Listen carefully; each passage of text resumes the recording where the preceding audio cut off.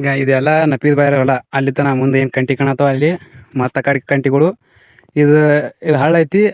ನಮಸ್ಕಾರ ರೀ ಸಾವ್ಕಾರ ಮಂದಿಗೆ. ಈಗ ನಾವು ಬಂದಿದ್ದೇವ್ ನಪ್ಪಿದ ಬಾಯಿರ ಹೊಲಕ್ಕ.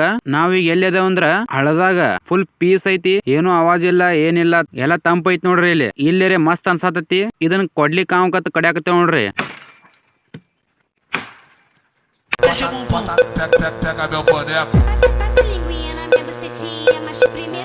ಅದನ್ನ ತಗೊಂಡು ದಾರಿಗೆ ಬಂದೆವು. ನಪ್ಪಿದ ಬಾಯಿರ ಹೊಲ ನೋಡ್ತೀರೇನ?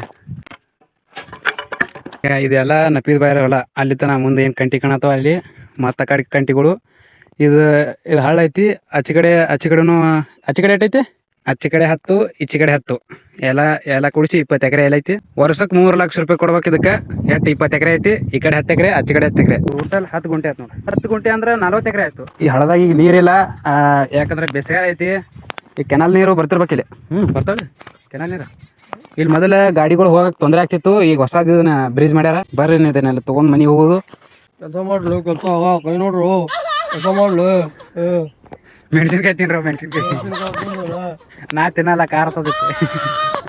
ಅಲ್ಲಿಂದ ಕೊಡ್ಲಿಕ್ಕೆ ಅವ್ ತಗೊಂಡ್ ಮನಿಗ್ ಬಂದು ಫ್ರೆಶ್ ಆಗಿ ಊಟ ಮಾಡಕ್ ಕುಂತ್ನಿ. ಪದ್ದಶ್ರೀ ಡಾವ್ ಆಯ್ತು, ಫ್ಯಾನ್ ಹಚ್ಕೊಂಡ್ ಮಲ್ಕೊಂಡಿದ್ನಿ. ಈಗ ಜಸ್ಟ್ ಎದ್ದು ಫ್ರೆಶ್ ಆದ್ನಿ. ನಪ್ಪಿದ ಬಾಯಿನೂ ಬಂದ ನೋಡ್ರಿ. ಇವನೇ ಬಂದ್ ಎಬ್ಸ ನೋಡ್ರಿ ಕ್ರಿಕೆಟ್ ಆಡಕ್ ಅಂತೇಳಿ. ಕ್ರಿಕೆಟ್ ಆಡಕ್ ಏನ್ ಹೋಲಿಲ್ಲ, ಯಾಕಂದ್ರ ಸ್ಕ್ರಿಪ್ಟ್ ಅದು ಬರಿದಿತ್ತು ನೋಡ್ರಿ. ಇವತ್ತಿನ ಬ್ಲಾಗಿಗೆ ಅಷ್ಟ ಹೋಗ್ತಾ ಲೈಕ್ ಮಾಡ್ರಿ ಸಾಕು.